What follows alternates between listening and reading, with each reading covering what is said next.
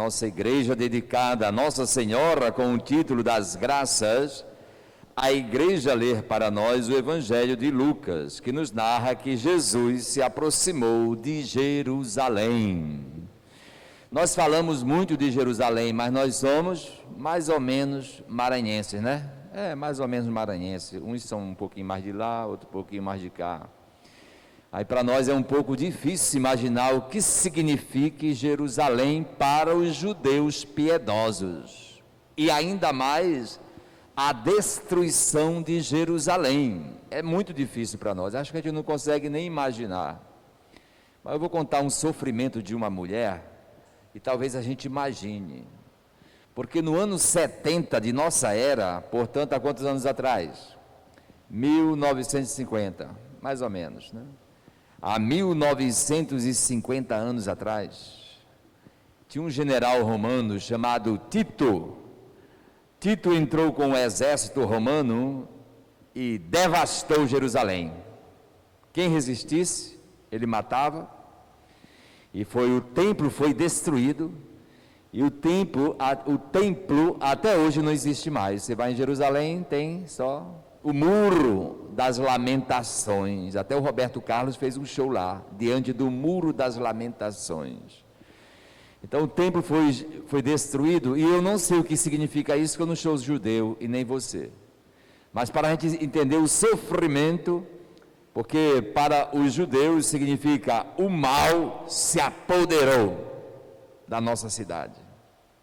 O mal tomou conta da nossa cidade. Depois eu conto a história da mulher. Mas por enquanto vamos no texto. De fato, Jesus me falou aqui, os teus inimigos, não é isso? Se te cercarão de todos os lados, farão trincheiras contra ti, eles esmagarão a ti e aos teus filhos, e não deixarão em ti pedra sobre pedra. O mal tomou conta de tudo, acabou-se, entendeu? Acabou-se tudo.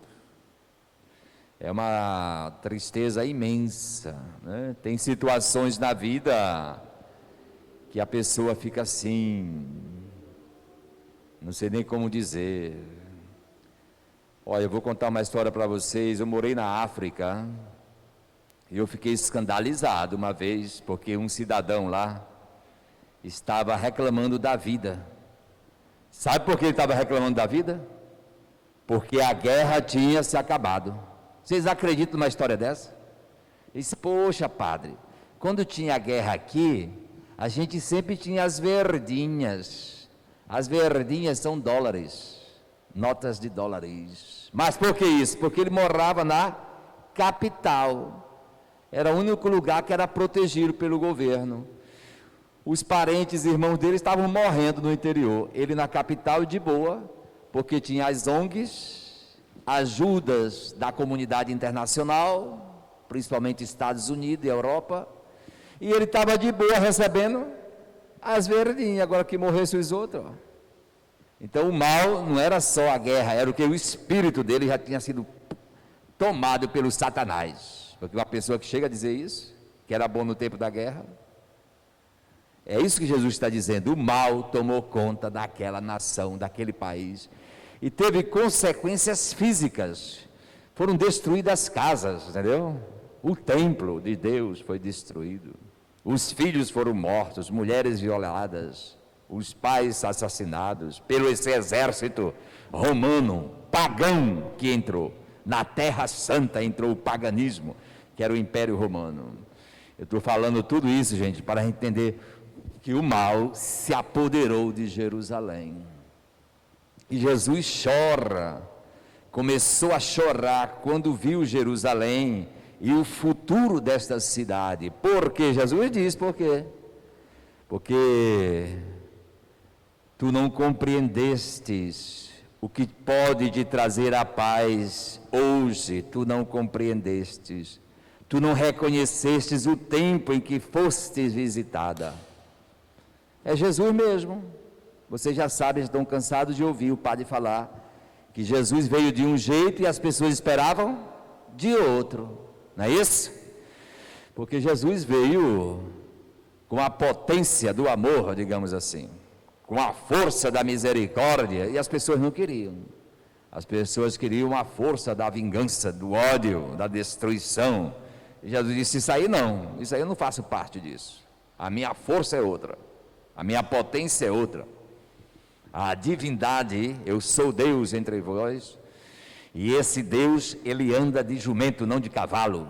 É o símbolo para dizer que Jesus vai vencer a guerra com a sua mansidão. E ele venceu o ódio da humanidade quando do alto da cruz disse: Pai, perdoa-lhes, não sabem o que fazem. Jesus venceu o ódio naquele dia, porque o desejo humano qual era? De vingar. Ele disse: Pai, perdoa-lhes, não sabem o que fazem. Naquele dia Jesus começou a destruir o mal no mundo. Pela primeira vez alguém sofrendo injustiça pede a salvação para os malvados, pela primeira vez na história da humanidade. Então é o Espírito de Cristo que vai sanando, salvando a humanidade. Meus irmãos e irmãs, vou fazer mais duas meditações. Uma é esta: de um lado Jesus diz, gente, é possível sim a gente ter a paz, é possível. Deus nos visita, mas a gente não reconhece. Lembra que Jesus disse? Vocês não reconheceram quando eu visitei. Então é possível trazer a paz. Como, Padre? Aceitando a Jesus como Ele é. Não como eu quero que Ele seja, como Ele é. Entendeu? O Messias Jesus, como Ele é. É aqui que está o mistério. É tão verdade que quando Jesus estava no alto da cruz, os discípulos vazaram tudinho, ó. Jesus tinha 72 discípulos, dentre os quais 12 apóstolos, só tinha um lá. Então de 72 discípulos só tinha um. E aquela multidão que ele tinha salvado, dado de comer, curado, essa multidão gritava: crucifica-o, crucifica-o. Não aceitaram Jesus, gente. Agora, eu e você, nós temos que fazer é comungar esta palavra que é Jesus. Eu aceito Jesus na minha vida tal como Ele é. Como é que eu vou saber, Padre? Leia os evangelhos e vai apresentar o rosto de Jesus. A Virgem Maria aceitou, vocês lembram? Quem estava embaixo da cruz? João, discípulo amado, a mãezinha dele, Nossa Senhora, a tia dele e mais um ou outro. Eles descobriram o caminho. Esse é o caminho da paz. Dentro da nossa alma, e cada um de nós sabe que isso é verdade, não é? Às vezes a gente tem paz na alma, realmente quando a gente põe Jesus para vencer no nosso coração. E às vezes nós temos guerras dentro de nossa alma, quando reina, você já sabe o que, né? Todos os pecados, os vícios, os ódios e etc. E de outro lado, Jesus diz: e vocês não me aceitando, o que é que vai ter? Guerras, destruição. Então o Evangelho de hoje nos apresenta Jesus chorando, não porque fizeram mal a Ele. Jesus não está chorando porque fizeram mal a Ele. Jesus está chorando por quê? Porque vocês estão fazendo mal. Então vocês mesmos estão se fazendo mal. Porque Ele chorou por Jerusalém, Ele não chorou por Ele. Pela mesma Jerusalém que matava ele, ou que iria matá-lo. Jesus estava chorando por quem? Por Jerusalém, não por ele. Tá bom? O sofrimento de Deus, quando a humanidade pega um caminho, o caminho desviado, o caminho do mal. Deus sofre nesse sentido, porque vê seus filhos errando, ou errantes, por outros caminhos. Tem um escritor russo, acho que ele seja russo, Leon Tolstói, tá bom? Tradução em português é leão mesmo, Leon Tolstói. Ele escreveu um livro chamado Coração de Mãe.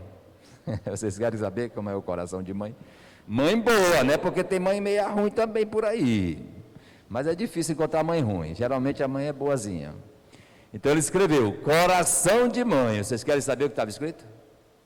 Tinha um filho que ele teve um surto. Qual foi o surto? Surto de maldade. Ele foi possuído pelo mal E começou a esfaquear a mãe. Enquanto esfaqueava, a mãe dele viu que a mão do seu filho estava cheia de sangue. Aí a mãe dele disse: meu filho, você se feriu. Vocês entenderam? Moral da história: a mãe estava sendo esfaqueada e preocupou-se por quem? Pelo filho que estava ferido. No movimento lá ele se feriu, estava sangrando a mão dele.